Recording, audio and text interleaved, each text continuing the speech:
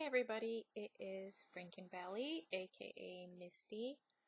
I am doing my gastroparesis awareness video. So basically I am going to talk about my type of gastroparesis. Those of you may know, it's pretty worldwide, over 5 million people have this. Gastroparesis is a medical condition in which your stomach cannot empty food at a normal rate. Some call it delayed emptying DTP paralysis, and other people call it gastroparesis. So a normal person's meal should be digested by the 4-hour mark. Mine is estimated to digest a meal every 19 hours. I am considered to be moderate. There are cases from mild to severe. My gastroparesis is actually surgical gastroparesis, meaning mine was caused from all the abdominal surgeries I had. Most of you that follow me know that I had gastric bypass in 2006, bunch of hernia repairs, bowel obstructions, and then I had my gastric bypass reversed in 2013, gallbladder removed, and then 2014 I was diagnosed with gastroparesis. So surgical gastroparesis is really caused because my vagus nerve, which is the nerve that runs down the stomach, was cut, and it was probably cut several times, which would make sense to why I developed gastroparesis. It really is just a nerve that controls stomach functions and the motility of how you digest, and it's not some type of nerves. A lot of people get confused and think, oh, your nerves can grow back. These nerves are not going to grow back. So as far as my symptoms go, I pretty much have a non-stop burning stomach. I tend to just deal with it and live with it now. I don't take pain medicine. I don't like the way pain medicine makes me feel unless, it would be something extreme for me to actually break down and take a pain pill. So I just kind of deal with the burning. It's there 24/7. I get bloating. I get nausea, the feeling of being full, and then the feeling of being hungry. I get flares. Flares tend to be worse when I'm high stressed. It definitely makes me think that stress can really bring on a flare. Flare basically is me feeling like I have flu. It can last for a couple days to several days. I have the food that comes up and sits in my throat. The only time I really have the vomiting is when I'm in a real bad flare. I also can go from having diarrhea to having constipation. Another issue I have with having the bariatric hypoglycemia is controlling my blood sugars. It would make sense that people with gastroparesis would have problems controlling blood sugars if their food is not digesting normally like a normal person. So I think those two are really linked together. I didn't find out I had the bariatric hypoglycemia back until a year after my reverse, which was around the time I discovered I had gastroparesis. So it really makes me wonder if that condition is just more heightened and more brought on due to the gastroparesis. Okay, so testing. There are quite a few tests that can be done. Your number one test to find out if you have gastroparesis is a GES, which is a gastric emptying study. I've had 2 of these done. My first one in 2014. My second one was done in 2016, and it actually showed that my stomach got progressively worse. So soon I'll be seeing about getting another one done just to see where my stomach's at. Basically, you eat these radioactive eggs and a piece of toast, and they take pictures for 5 hours, is how they did mine, and it shows how much food is left in your stomach. Anything over 10% means you have gastroparesis. Mine was at 32% on the last one at the 5-hour mark. I think it was at 80% still at the 3-hour mark. So for me, I'm considered the moderate category. They also have a gastric mammometry. I really can't pronounce the word, but it's a study where they go down. I had this done too at Sutter, and they go down, they put you to sleep, they do like EGD, so endoscope, and then they hook into your stomach, and they hooked into my intestines. And then it was a 5-hour test, and then they gave me medications to see if it would make my stomach pump, and then they also did it without, and that test didn't go very well. The medications made me extremely sick and my pain worse, as well as my stomach, of course, did not pump very well. My intestines are better than my stomach. So there's also a barium swallow test. They can kind of see how things go down, if they get stuck anywhere, see if there's any blockages. And the upper endoscope, which is the EGD, which a lot of doctors usually like to do that anyway. But I've noticed from stories, most gastroparesis patients will have normal EGDs because, you know, the stomach's paralyzed. So those have always came back normal for me. So gastroparesis, this is a chronic, long-lasting, lifelong condition. So what that means is there's treatment options, not a whole lot of them, graduate, and there's no option for a cure. So even though they have certain medications or certain things that you can try to do to help your symptoms, they do not have a cure for this disease. So medications that I've tried, Reglan. I tried Reglan in the beginning after my gastric bypass reverse, and that was horrible. I would caution you to research it before you try it. It is a blacklisted drug. I know some people it works great for. For me, I started having spasms in my face, which could have turned into a lifelong condition. So I didn't stay on Reglan very long. They have one from Canada that you can order. I think it's called Dopamine or Dorfamine, something like that. I have not tried that one. They have erythromycin, which is an antibiotic. I was given that one during my testing that I had, where they tested my muscles, and I didn't do well off of it. So I've never went on it. It's pretty much short term. It's not something that they want to leave you on long term. There's nausea meds that they like to give, pain meds. I do pretty good on Zofran, which is a nausea med if I really need it. And what I found works for me is actually Bentyl. And Bentyl is a drug that can actually slow your track a little bit, but it causes my intestines not to have the cramping feeling all the time. So I do take Bentyl. And Bentyl, though, is pretty much the only medicine that I take for treatment-wise. So not, as you can see, not a whole lot of options. I have tried several different types of drugs, but had nothing that's been successful.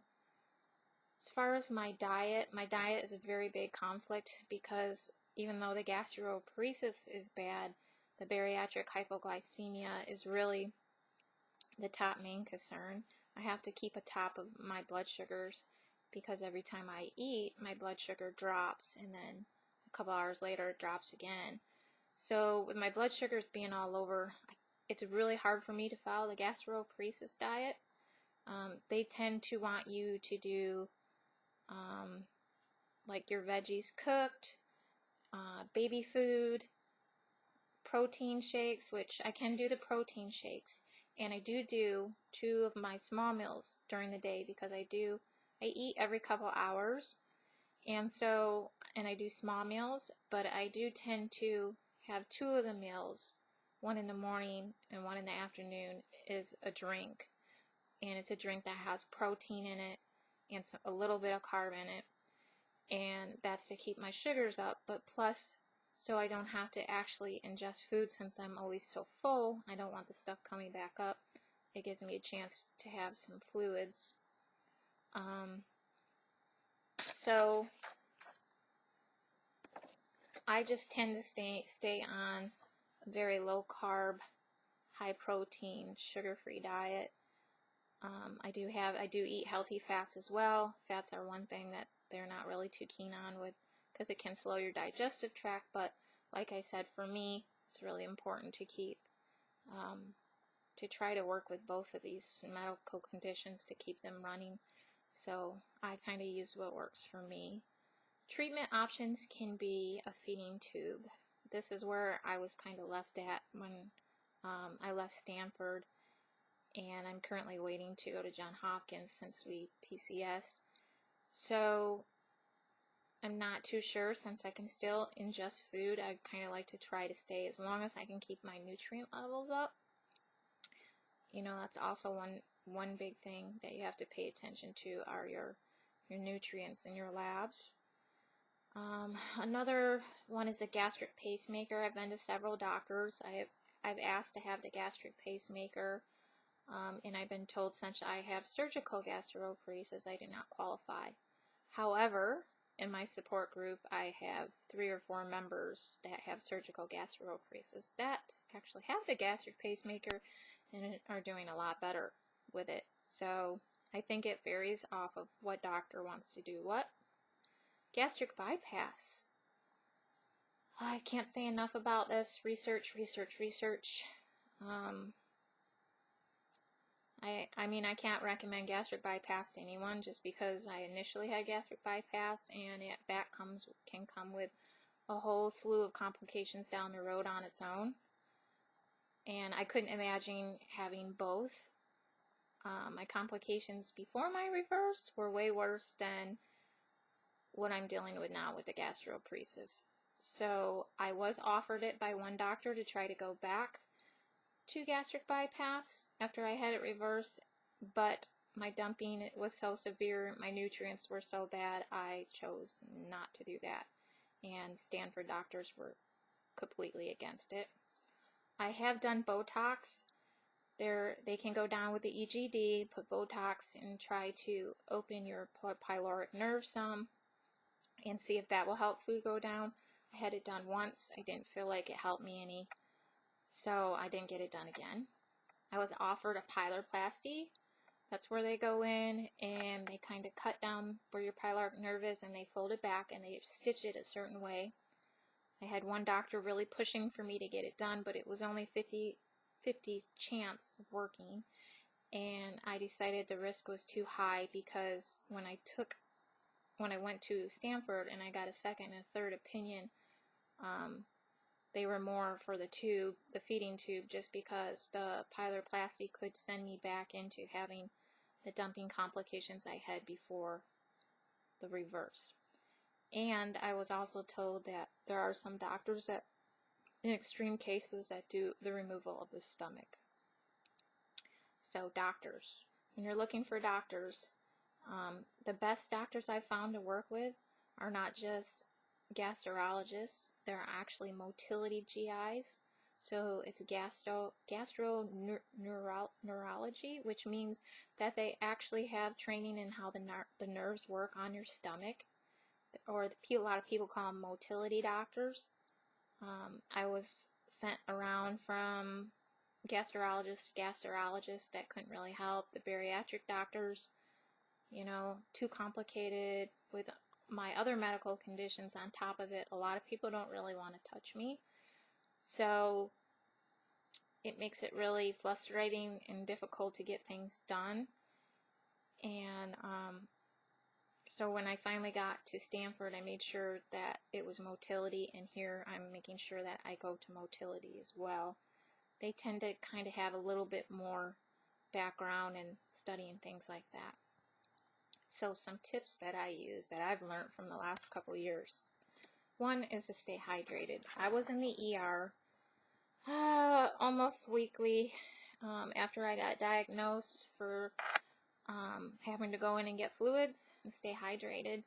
That was pretty much all the base clinic could do for me in California. So I would go in, I would get my fluids and my usually Zofran, and then I would be sent out the door. So I drink lots of water, not at a fast pace, but a sipping pace. I have my little jug here. I take this everywhere with me. Plus, when I can kind of feel like the fatigue symptoms, I start to get shaky, kind of things like that, I drink Powerade Zero or Propel. And these are the ones that don't have sugars in them, but they have sodium and electrolytes, and that tends to help me. So really keeping on top of your fluids can really help. Don't overdo it. I tend to overdo it a lot because I try to keep things as normal as possible. I always have tried to not really let my family see as bad as it is, and I try really hard, but I have learned that I need to rest now, and I take time, especially if I'm in a flare. I'll be spending a couple of days in bed usually. I still get up and move around and get outside, try to get fresh air, things like that. But you know, it's kind of hard to leave when you're having extreme symptoms. So you've got to really do things to try to control your stress levels. The last couple months we've been moving and I've been going through a bunch of emotional stresses with the moves, trying to find new doctors, trying to get everything set up, having teenagers, you know, not thrilled about the move, child moving out. These things all caused me an extreme amount of stress, which I have not been really feeling good the last 2 months. So you know, things that I do is I like to listen to music. I actually like to clean, even without having much energy. It just takes my mind off things. I like to meditate. I like to do my angel cards. There's things for me that work. I like to take baths, relaxing baths. So find out what works for you and try to keep the stress as minimum, because it will really mess up your symptoms. Another thing that I think is really big to do is keep track of your labs. I've learned this, I guess, just from going to doctor, and military hospitals not very good about keeping on top of labs. So I have a lab tracker. Every 6 months to 12 months, I get my labs checked. And I keep track of my numbers so I can see if I'm going down in an area or going up in an area, you know, just for my own. Sometimes you're your best advocate, so I'm really big about doing that. I think it's good also, even when you're starting out, you know, and maybe your doctor's not as familiar, or things that can help is to journal your symptoms. Journal what symptoms you're having, what you're eating, what you're drinking. It can really help you pinpoint what works for you and what doesn't work for you. I also like to use oils. I've been experimenting some with the doTERRA oils, and I'm all for finding things that's not another pill, just because gastroparesis, your stomach's already so messed up anyway, and the more medicines you take, that's why I've tried to pull myself off as many as I can, the more aggravated your symptoms get. Every medication you take has a side effect, and it seems like for me, I tend to get a lot of the side effects. So yeah, that's a big one. If your doctor's not helping you, find a new one. I've been through several. You know, if they can't help you, or they look right at you and say, you know, I can't, there's nothing I can do to help you. It's not always their fault. They really might not know how to help you. So go find another one instead of wasting time with a doctor that can't help you. Also, I think a medical ID is good. I have one right here. It's just a simple one that I wear. It has my name, my husband's, and my sister's for contacts, and it has that I have gastroparesis and hypoglycemia on it, just because if I'm ever passed out or something like that, they can see exactly the two really, you know, serious medical conditions I'm worried about being treated for. So that is pretty much my story on gastroparesis. It is Gastroparesis Awareness Month. I really hope that eventually someday there's going to be some type of cure. There are people dying every day from this condition. A lot of people say, oh, it's not a life-threatening condition. And actually, it is a life-threatening condition. And it's not gastroparesis that kills you, it's the symptoms. So there's people that die that are starving to death, people that are malnourished that die, and there just needs to be, you know, more research done. I know that there's always something going on trying to get things passed. Also, you know, disability is a really big thing. There's so many people that cannot work. I myself have been out of work for almost a year, and they can't get disability because it's not recognized yet. And so it's another big thing that we need to bring awareness to, so that people can be taken care of, especially when this is a disease that you're going to live with for the rest of your life. So that's my story. And yeah, so most of you know that I have a WordPress blog, and that is Frankenbelly, or In the Life of My Frankenbelly, sorry, at wordpress.com. I do blogs there. Also, I have a support group for anybody that's had the surgeries, having the reverse. It's called Gastric Bypass Takedown and Reverse Support. You guys can always come over there if you want some extra support. And I'm always around. I have my YouTube as well. So that's my story, and I hope you all have a good day. Bye.